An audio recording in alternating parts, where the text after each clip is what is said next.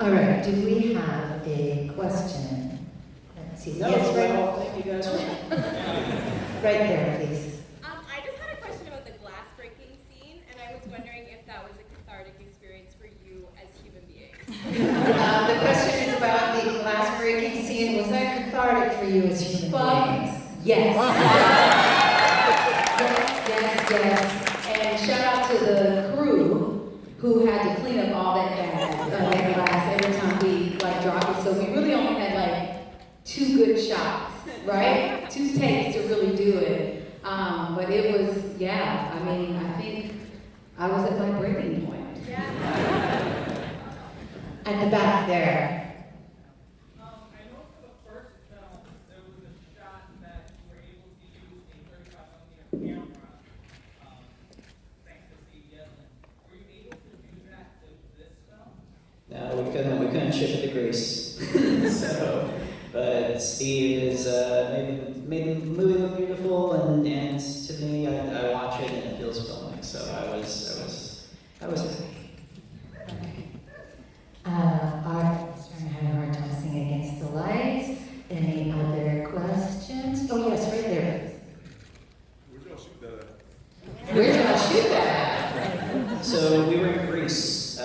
We shot it kind of an hour south.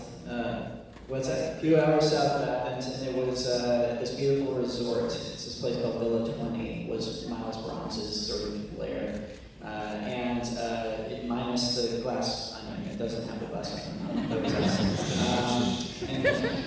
sorry. And then we shot our stage work in Belgrade. We built these huge, massive sets in Belgrade and shot everything there. That was on stage. Other questions? Yes, right there. Could you tell us what each of your favorite scenes were? All right, that'll take a while. Could you tell each of us what your favorite scene was? Each one in the audience? No. We'll take some time. But perhaps quickly down the road. Do you think sweatshops are where they make sweatpants?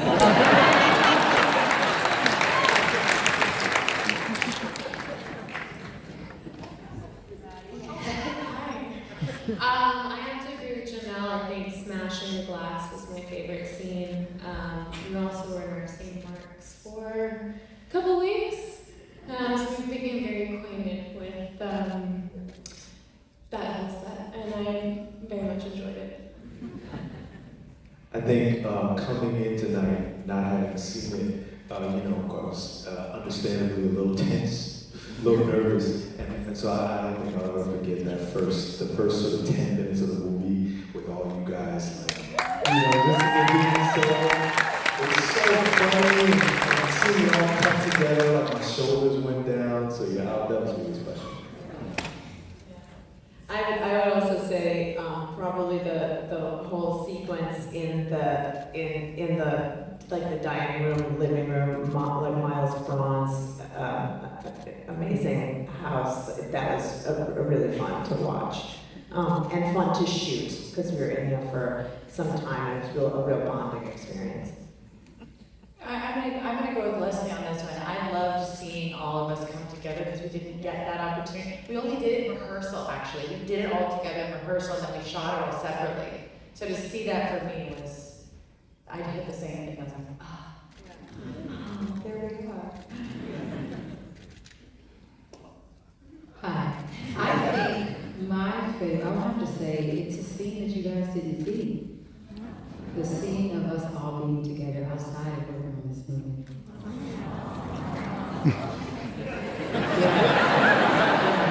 We really bonded. I mean, we're in the middle of making a murder mystery film, and we literally were having murder mystery parties on Saturdays every weekend. Ryan would send a handwritten note to us all, and I think, it was a life-gasm.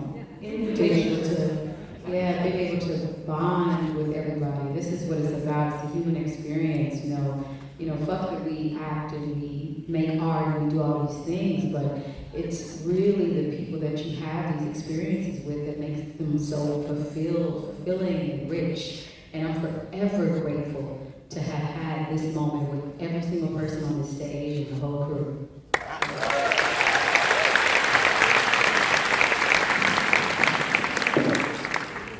Belgrade during COVID will bring you together like that. On the page and in the film, Blanc running the table and busting the murder mystery game in one stroke just took it right out. We fucking won them. See, all of these guys just blow me away. And I'm so happy that you guys reacted the way you did. And seeing it through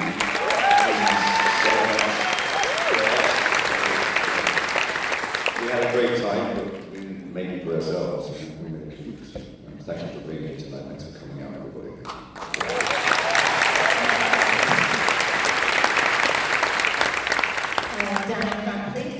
Hi, Ryan.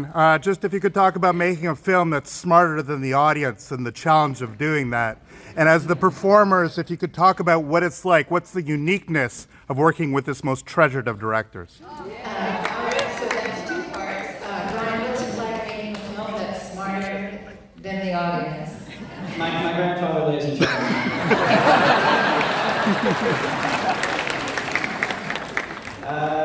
Well, I really appreciate that. I disagree, though. I think nobody is smarter than the audience. And I think it's a fool's game to try and outsmart an audience. I think the thing is to take people on a ride and take them on a roller coaster ride as opposed to seeing it as a chess game. And that's what we try and do with these movies. They're whodunits, but at the end of the day, they're movies. And movies are there for us not to sit there and puzzle over what the solution is to them. Movies are there to sit in a big crowd and have a blast. So that's always the object.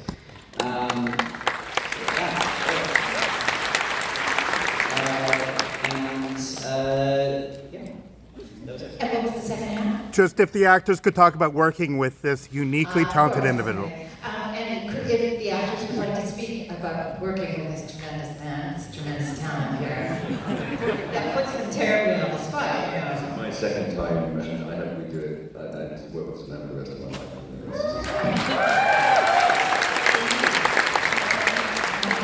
Ryan cares about, like, you get this, when I first met with Ryan, I was like, oh, he cares about me as a person, not what I can do, not, like, and that permeated throughout the entire shoot. He never lost his cool, and there was some stuff that, happened. But Ryan was always cool, collected. He asked questions outside of work. He was a great collaborator. Any ideas that I had, I always felt comfortable coming to him. And I'm like, I get to work with him, Craig, and Bernard, Kate, like all these amazing actors. And here I am, kind of nervous and da-da-da-da. But talking to Ryan, he just made me feel like, I'm supposed to be here. I care about you as a person. And I think that was important because all of us took that cue, and we checked in on each other, and that made our scenes more real. We invested in each other as people, as human beings. Yeah. Here, please. Ryan, I just want to ask what it was like working with Sondheim, since he only told me to wrote Who Done It, and that was kind of the last time for him. The question is, could you speak a little bit about working with Sondheim? Yeah, being not just a musical theater junkie, but also anyone who's ever done it knows that Sondheim was also the one play that he wrote was a whodunit, and I felt we put a really fun reference in the first movie where Daniel sang "Losing My Mind" beautifully, and I had heard kind of through the grapevine that Sondheim had seen it and enjoyed it, and then we had this idea for the cameo at the beginning of the movie on the Zoom, and for those of you who don't know, Stephen Sondheim is one of the people on that Zoom playing Among Us at the beginning, and God bless him, he was incredibly game for it. It was so lovely. For me, I'm so happy he's here in the movie. I'm even more happy that I got 10 minutes on the Zoom with him just to tell him how much his work meant to me.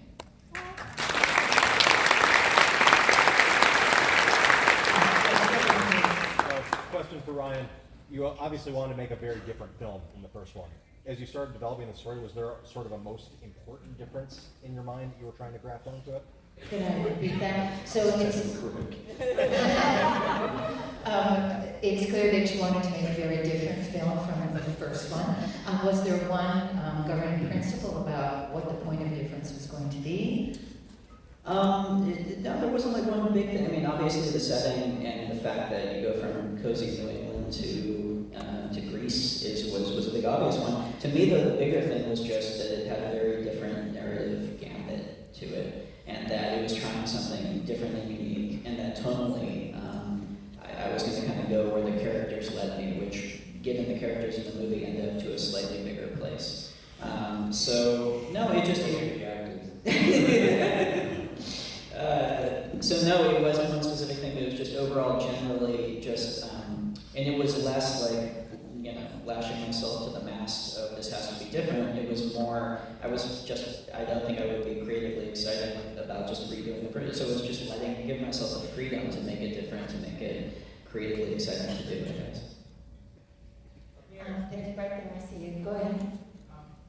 First of all, Janelle, From the island of the onion people. So thank you for admiring my layers.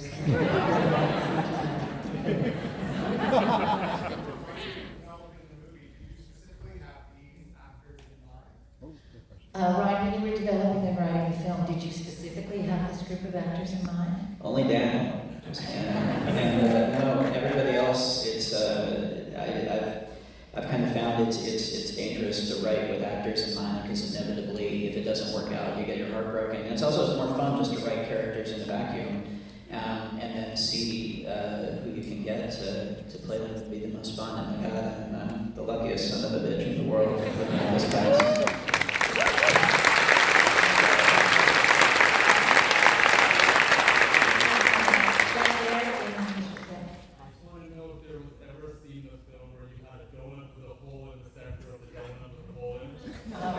Would there ever a scene in the film where you had a donut with a hole in the center, with a donut with a hole in the center?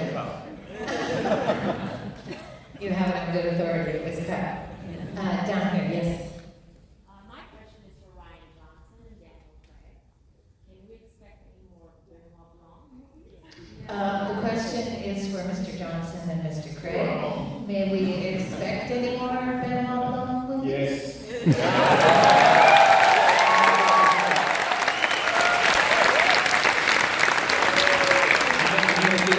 Until Daniel blocks me on his phone.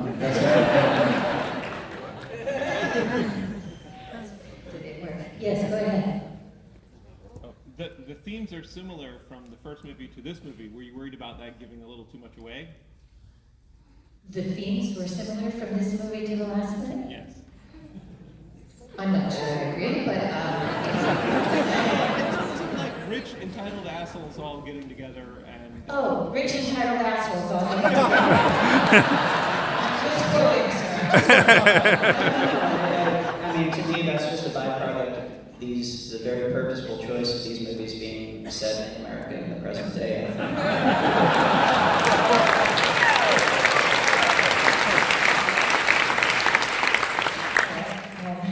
I'm not sure where to go after that. All right, Pat, there's some there, please, yes. How did you find the composer for the Hourly Dawn? How did you find the composer for the Hourly Dawn? That's actually a cameo. That's Joseph Gordon-Levitt's cameo. He says the word dong, and then we turned it into a musical Easter egg. Okay, moving. There's over there, please.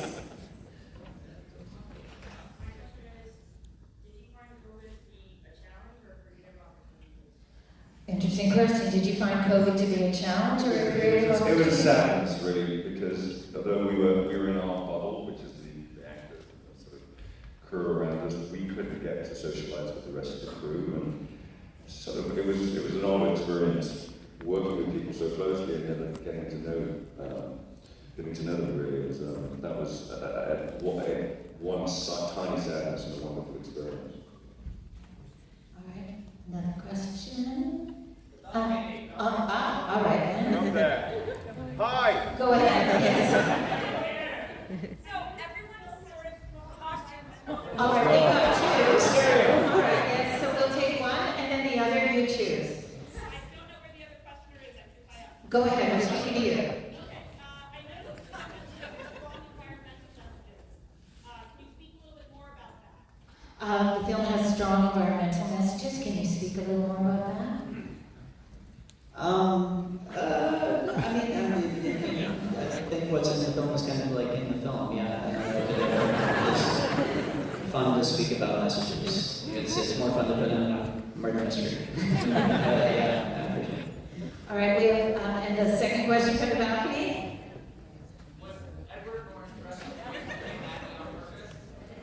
Was Edward Norton dressed what? Yeah. Like Mackie. Oh, I see. Was Edward Norton dressed as Mackie on That's purpose? right, Mackie on purpose. Who's Mackie?